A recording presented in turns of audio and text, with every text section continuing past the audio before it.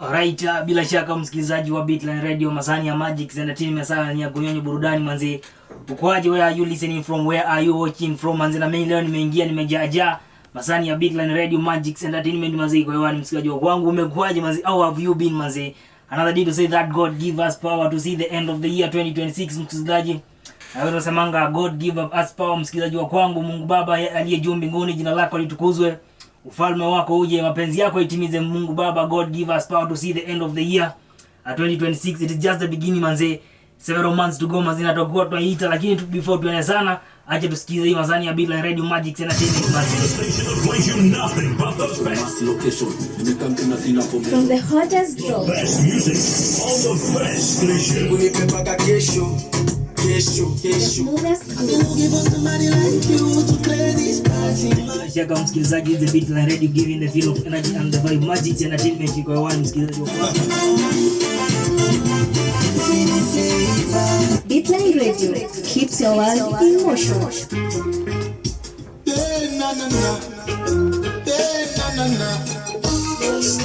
No silence, just the vibe. Love star music, how you mean? We give it to them night and day. Beatline Radio, giving the feel of energy and the vibe. Alright, na kama unavyosikia msikilizaji, ndio tunaendelea kujaja. It is a Monday edition msikilizaji wangu, unaniambia unasikiza ukiwa wapi, unanipata ukiwa wapi. This is a Beatline Radio giving the feel of energy, the sounds of the street, the sound of the night, the rhythm that keeps you moving msikilizaji wangu. No noise, just the vibe. Keeping it moving manze. Ukwaje manze? Another day to see that God give us to see the end of the year 2026 msaji wa kwangu manze. How is you this fantastic good morning manze? Sijui kama uko ready for hii leo manze, inaenda kuwaka. Mimi leo ndani ya studio siko peke yangu, will be digging deeper into something which is very important to our community msikizaji. This is a ritual of it is a rite of passage msikizaji wa kwangu. We're going to ingia into details tujue hii side wangu wanafanya hii mambo yetu aje, ama au makazini wetu, how do they do their things manze. Mimi ndani ya studio tuko na mgeni mwingine amazing kabisa, ameweza kuingia just in a few minutes msikilizaji. Are you ready for him manze? Karibu sana. Asante sana. Thank you so much because of hosting me. Yeah, sure. And I'm so grateful and honored to be here today. Kwa faida ya msikilizaji, anamwambia anayekusikiza kwa mara ya kwanza, unaweza mwambia unaitwa nani, unafanyanga nini for living, where are you from? Thank you so much for those who are listening to me for the first time. Yes sir. My name is Gochi Moniel from Kiambu County. Oh yes sir. And I am a Kikuyu and I'm a person who proudly love my culture. So hapa Beatline Radio we usually give the feel of energy and the vibe, Okay. the heartbeat of the streets, Yeah, the sounds of the night.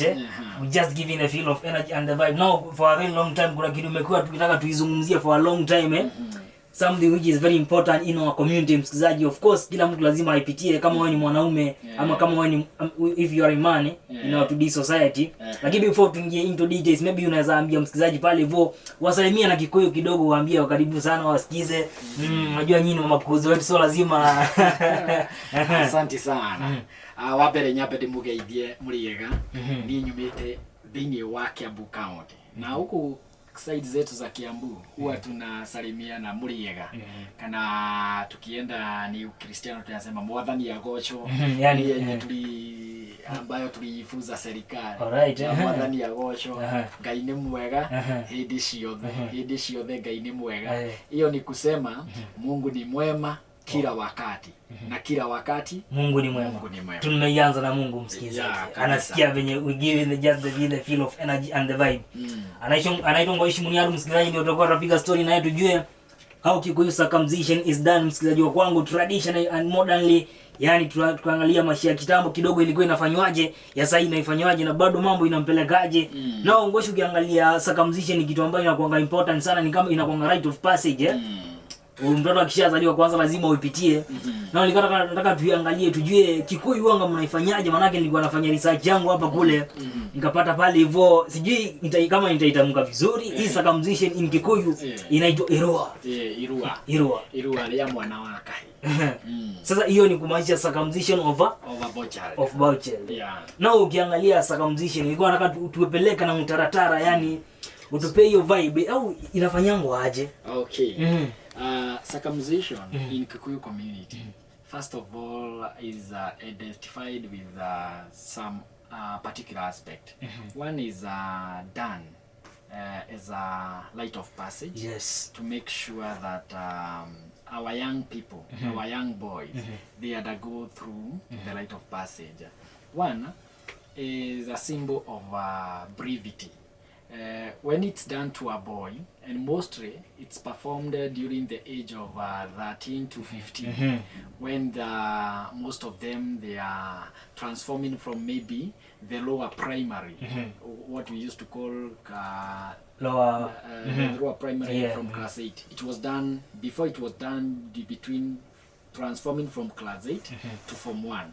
But nowadays you can see they are doing it from grade 9 to grade 10. But it's all of the same. It's done to mark a point of brevity.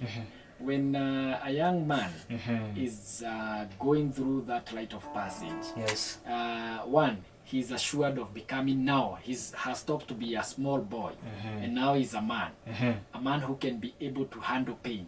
Because when it's been done, you know very well, the young man is going to undergo through pain. He's told to persevere. One is to persevere. Yes. There are so many challenges that is going to come across his life, but one thing is assured of him, he must persevere. Another thing, yes, sir. Now, David, nikuulize kidogo, na jamaa fulani kwa napiga story naye pale, ni Mkikuyu pia kama wewe. Nao alikuwa anajaribu kunielezea, alikuwa ananiambia, ukiangalia hii story, alikuwa ananiambia venye mtu akaweza muita kipii, venye anaweza sikia vibaya. Sijui hii makasiriko inatoka wapi, ama ni vitu zenye mtu wanga, maybe on your side, vitu zenye wanga wana experience pale for the moment wameenda ile wanaenda kupitia ile circumcision, ama inakuanga aje? Because venye nilikuwa namsikia alikuwa na machungu sana. Maybe unaweza tupisha kwa hiyo, because mimi tukiangalia from my community utapata pale hivyo hakuna age limit yenye mtu anafaa kucircumcisiwa, because hata mtoto akiwa mdogo amezaliwa tu alafu unapangwa unakuwa mtu mkubwa kama you are very ready for the yani ushakuwa tu mtu mkubwa sijui the reason why to call a man from Kikuyu land that word kipi, he will feel so much angered about it. In our community, it's not done when the boy is very young. Yes. In some other communities, I heard that they are done even when during birth. But in our community, that boy is allowed to grow until the age of at least 13, so that he can be able to know that I'm undergoing through a process. So within that gap, a man is introduced to a particular training that is going to enable that young person to realize that I'm transforming from this stage to another.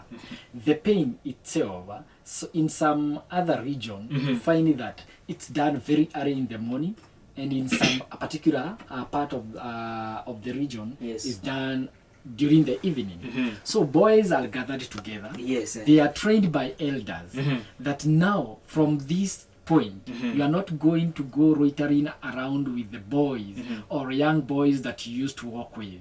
You are separating from being a boy to a man that can handle a responsibility. And now then comes to this, why they are so much angered when they are called kipi. The process itself is not a simple thing. It's painful. It's painful. And even not even the process, but nurturing the wood after because the cut. Because in transformation from childhood to adulthood, keep learning. You know, for those who have undergone through the process, not in the hospital, but in the homestead, in the homestead, you have actually a father, a godfather, or somebody who is going to nurture you, who is not a doctor, but an elder brother in your community. And nurturing the wood is a process. Is a process. And a slight mistake, it means that you are going to go to a stage 1 again of nurturing the wood again. So you better be a very careful boy who is going to look after yourself very well to make sure that you spend very minimal days in the house or in a particular setting that you went through. So when you call that young man kipi. A kipi, kumaanisha mtoto, remembering the process, the circumstances that he went through, and the pain, he thinks like you are belittling that young man. And in Kikuyu community, it's not allowed. Yeah. Now ukiangalia umesema wanga wanapelekwa pale hivyo circumcision wakiwa age of 13. Maybe unaweza tupisha kidogo au are they prepared? Maana unapata pale hivyo kuna process uwezi tu amke hivi alafu upelekwe pale hivyo. Maybe kama kuna vitu wanga mnafuata pale hivyo, talk about traditional things talk about kama songs zenye zinakuanga special dedicated for those wenye wanaenda kutairiwa. Maybe wale vijana are they supposed to live pale hivyo kwa community? Maybe after hapo wanafaa kukaa wakiwa peke yao ama how is it done? Nowadays in our community, there is elders that are entitled to that task of training a young man. But there are other sect groups that have come up educating our boys in the long way. But traditionally, a young man was trained to have respect to elder brothers, to their mothers, and young sisters. And a person who have undergone the right way or the right. Msikilizaji, ndio tulikuwa tumeingia hapo, tulikuwa tunapiga tu story kuhusu Irua ama ukipenda circumcision in Kikuyu land. Msikilizaji wangu, we were at that party yenye maisha pale hivyo, tumesikia pale hivyo vijana washapangwa venye wataenda pale hivyo Janoni. Nao washataka kutupeleka into deals ili uangalie what happens after there. Nao wamechujwa, wamechaguliwa wenye wataenda pale hivyo, wenye heji yao imekubalisha. What really happens ambapo wakati ambao wamepelekwa pale hivyo, maybe are there any particular place ambapo wao watoto ama au vijana wanga wanapelekwa pale hivyo ama how is it done? You know, one, they are separated from the community. Yes. Maybe in those days, you are taken into a place where you can be taught how to live after the initiation. And some of the training, they are meant to harden the young man to start viewing himself or perceiving himself as a man, and to start knowing that new responsibility will come. And this is done to make sure that even after initiation, they don't go to the same behaviors that they were doing when they were boys. Yes. And we call it, when they go, we call them Irui.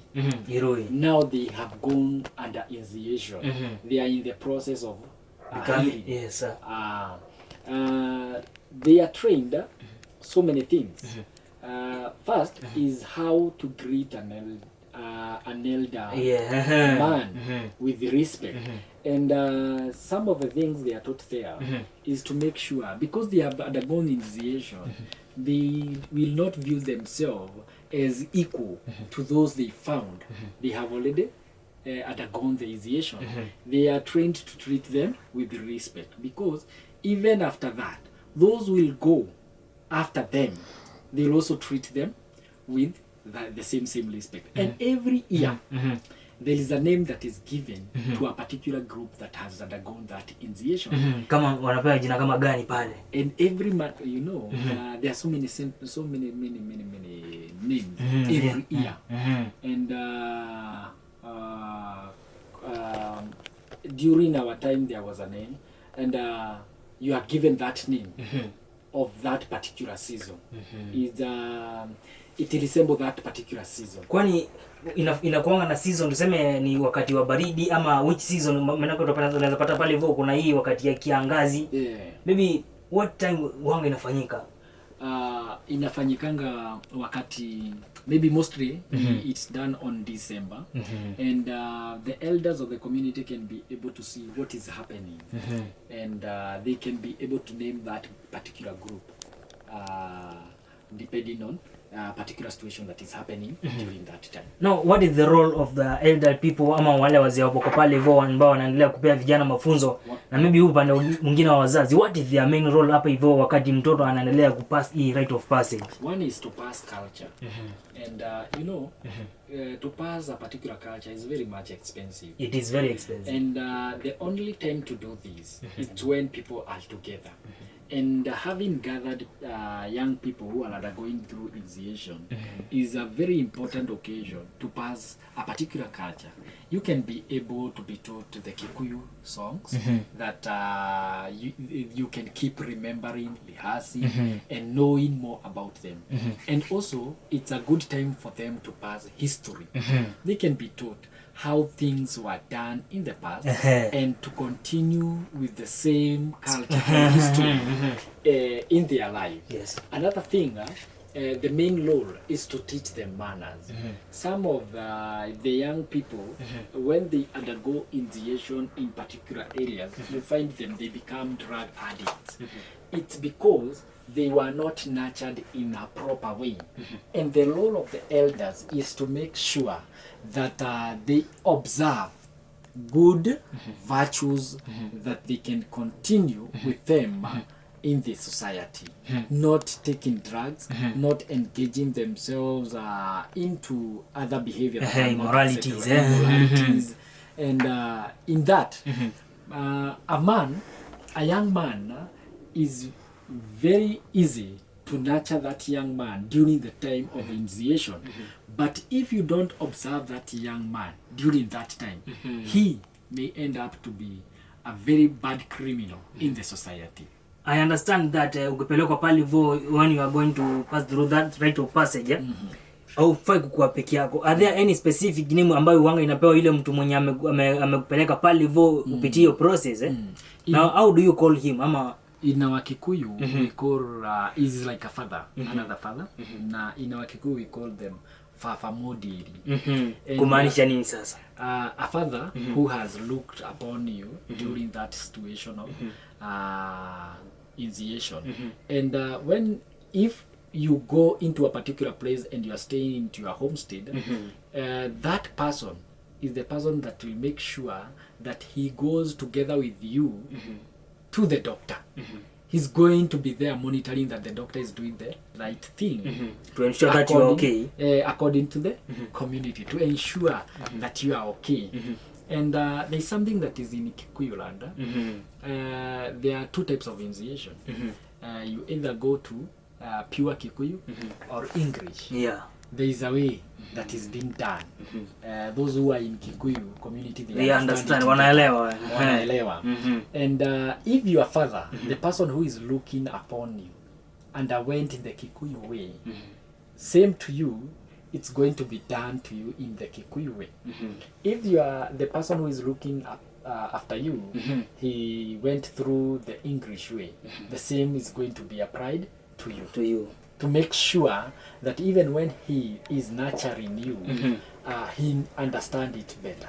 Yeah. Now you will find that pale vo tradition ukiangalia hata different communities when they do their circumcision utapata pale vo their traditional folk song talk about these songs maybe on Kikuyu in Kikuyu community how these songs wanga zinakombosiwa from nini ama which language do they really use? One, I think they revolve around our culture. Yes. And maybe in our culture, I value so much Kikuyu. And there are some words that you cannot be able to translate them better in English. You better say them in Kikuyu. Hizi music ama wanga zinaimba pale hivyo wakati wa circumcision wanga umesema kuna vitu ambazo haziwezi sema na Kikuyu, lazima utumie English. Maybe kwani what are these words zenye ambazo lazima uziseme na Kikuyu? Kwani how have you heard them? First let me tell you if there is any sweet language in this world, it's Kikuyu. Now when songs are produced in Kikuyu, and also usisahau the most romantic language. Yeah, the most romantic language. Yes, you want to tell somebody that you love that person, or you tell that person gwedete mono. Gwedete mono. Gwedete mono.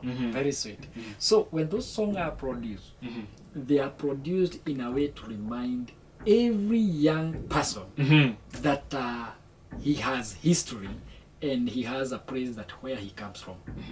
And they are produced in a way to make sure this young man embraces the act of brevity.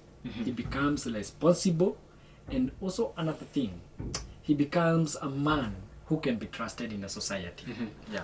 Now you are out of that circumcision, ushapiti hiyo rite of passage, mshapewa mafunzo pale hivyo, maybe kama mlikuwa msituni pale hivyo before the actual process. Now after there, what next? Now you are umemaliziwa hii process ya circumcision. Now what next? Now after circumcision and after initiation. Yes.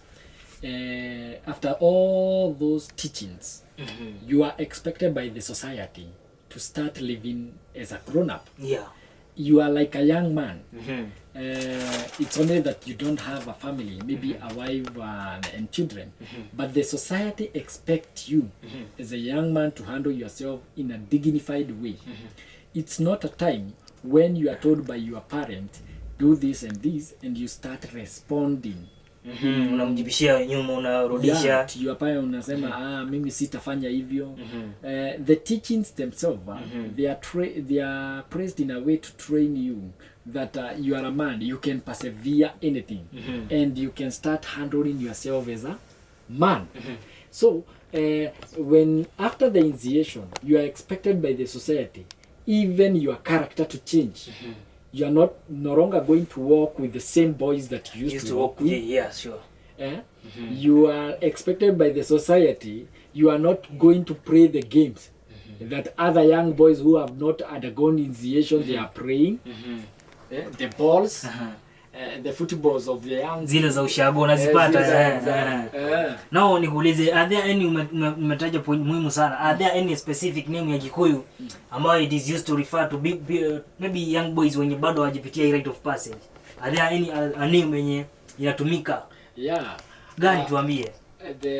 A boy who has not undergone circumcision is Kihe.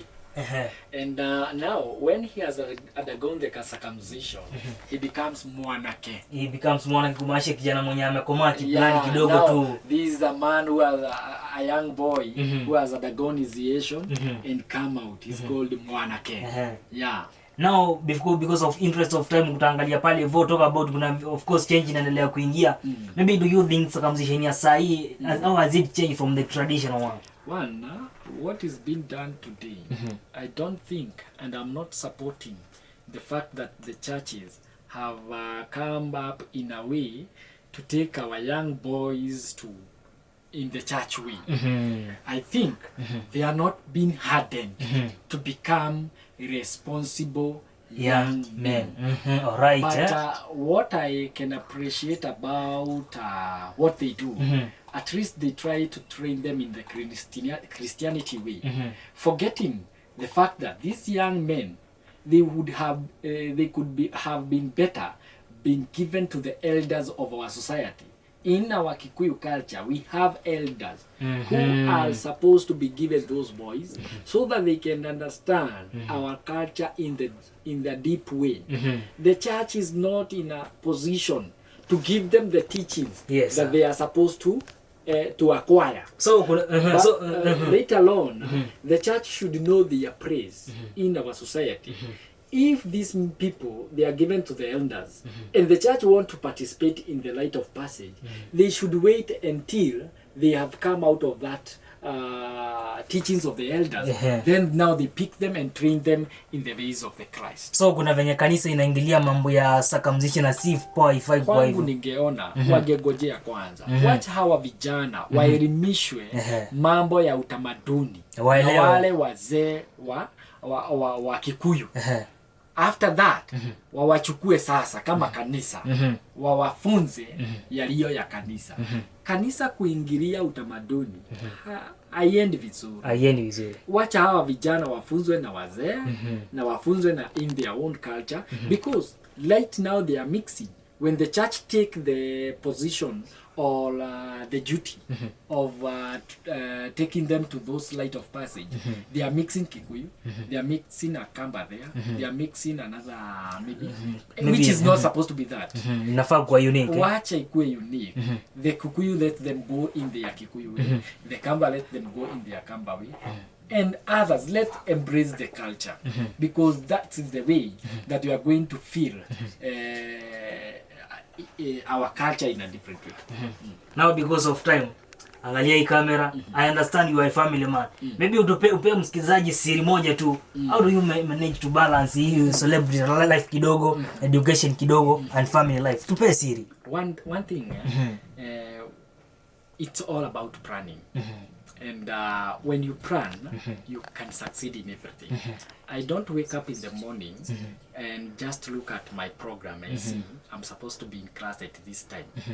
I plan before, and it's told a journey of 1,000 miles planned by One step. One step, yeah. Every year I have resolution. And before I start my year, I have goals that I want to achieve. I have to press them down. Having a child in school, you have to plan for the school fees of that child. And knowing that during the day, you have to be in your own studies. I have to plan, make sure that she's comfortable in school. Now make sure wainami ni watoto wako wale. Exactly. And one thing I can tell you about it, Vincent, there is no day that this child is going to say that she's hungry and you just watch like this. Yourself, you can say you're hungry and just uiname kidogo na make sure ati baadaye utaenda ukule. Mtoto akikwambia ako na njaa, umwambia iname. You must act as a father. Lazima ukue present father. Patie kitu ya kukula. So siri ni kuplan, just plan yourself. You have to plan. Coming to school, I have to make sure they have the supper of today. Yeah, I have to make sure they have everything that they need to survive. And of course, having somebody who understands you. And that's why I say you don't pick just because we are heading to this February, date 14. You don't just pick anybody. Kwanza hapo sana hapo kwa Valentine. You pick somebody who understands you. And that's what I always tell to young men. You don't pick somebody who pressures you to go to KFC. So pick somebody who can go and eat mutura na wewe. So siri ni moja. Balancing school life in marriage life. Having a plan. Before utuambie social media accounts zako, maybe tuambie pale hivyo what keeps you moving before tumalizie. Then after there uambie watakupata wapi kwa mitandao ya kijamii. What keeps me moving? Yes. One thing I believe that everything is achievable. And I always feel to do something that nobody else is doing. In the media industry, yes, I believe there are so many untold stories in our society. A lot of them. And one thing, my motivation is to giving it in a different way and making sure that my audience understand the key point of, or the key root of every course. Yeah. It was amazing, manzi. Umewambia wafanya nini? That what keeps you moving? One thing that keeps me moving. Nataka kuchukua. Thank you so much for having me in your show today. Yes, sir. And my name is Ngoshi Moniaru. If you want to reach me on Facebook, you are going to reach me on Ngoshi Moniaru Njogona. In YouTube, I have a channel, Hotline Media TV. Inafanya vizuri sana. Na na bado pale TikTok huwa tunasumbua kidogo when it comes to news. Ngoshi Moniaru bado. Yeah. Manze, thank you so much for coming, manze, for tuning in, manze, wenye wamekuwa amazing, wamekuwa true up to sahi, manze. Tunasema big up to everybody mwenye amekuwa part of us, manze. Imekuwa Built Radio, giving the feel of energy and the vibe, the heartbeats of the street, the sounds of the night, the rhythm that keeps you moving, manze, giving the feel of energy and the vibe. Masani ilikuwa ya magic sana, manze. It was amazing having you, manze. Valentine ndio imekaribia, wangu manzi, kama uko na mpoa pale hivyo uko hapo nje na yeye, make sure tumempea tu flash kidogo. For today it's a wrap, tupatane in the next episode. Wagwan. By the way, ni ulite